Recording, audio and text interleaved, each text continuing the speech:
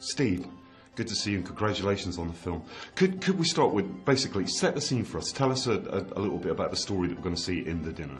It's about how to deal with sort of complex moral problems that when it comes to if your children do something wrong, how far would you go to defend them, and at what point does your general sense of ethics and morality stop you doing the wrong thing or make you do the right thing.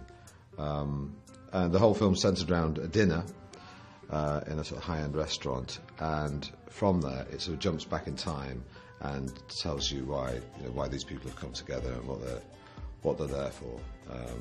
And the dinner's been called between my character and Richard Gere, who's I play his younger brother. Yeah. And we all, and our respective spouses and our children, have been involved in this illegal action, and it's about how we deal with that. And so it acts as a metaphor for the kind of moral compromises that society makes. And as you say, over the course of the dinner, literally each course, we learn more and more, don't we, about each of them. And Paul, I think, in particular, is so interesting. What was he like to play? Because he's beguiling, he's articulate, he's forthright. Well, he was a very, very interesting character. It was a lot of meat on the bone. Yeah. Because, of course, he's very morally indignant, quite judgmental, angry, has a sense of justice, a sense of injustice about the world, but he's also destructive and deeply unhappy, and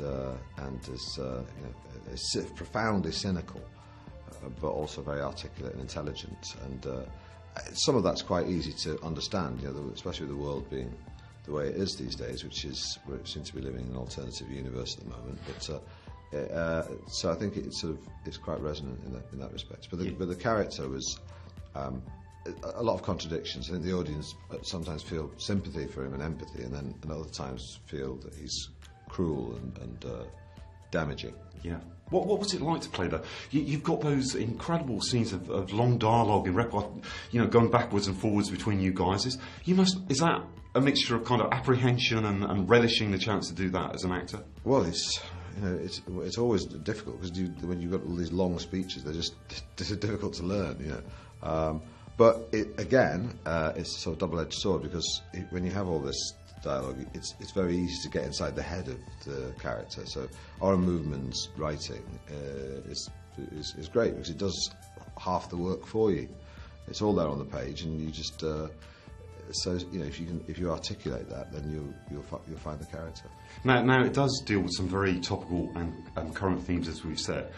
There are also some lighter moments in it, not least the restaurant itself. We've all been, or lots of us have been, to those kind of restaurants that seem to be so completely over the top.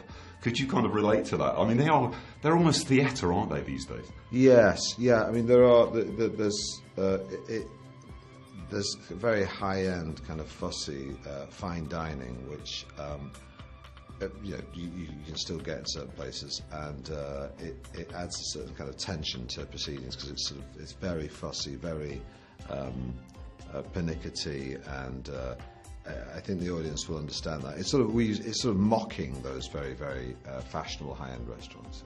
Did Oren want you to rehearse before you guys started, or was it kind of, get you all in there and film it as you did it for the first time? It was. He doesn't rehearse at all. I mean, he just gets us all in the room, and there's long tracks of dialogue that often overlap each other. So, you have to have learnt your lines or thereabouts. He's not super strict on that. You can phrase things in your own way, and then he sort of blows the whistle, and off we go. And so sometimes the first take we do is the first time we've ever done it, and oftentimes it might be unrefined, but because no one's overthinking it, it's got an authenticity about it.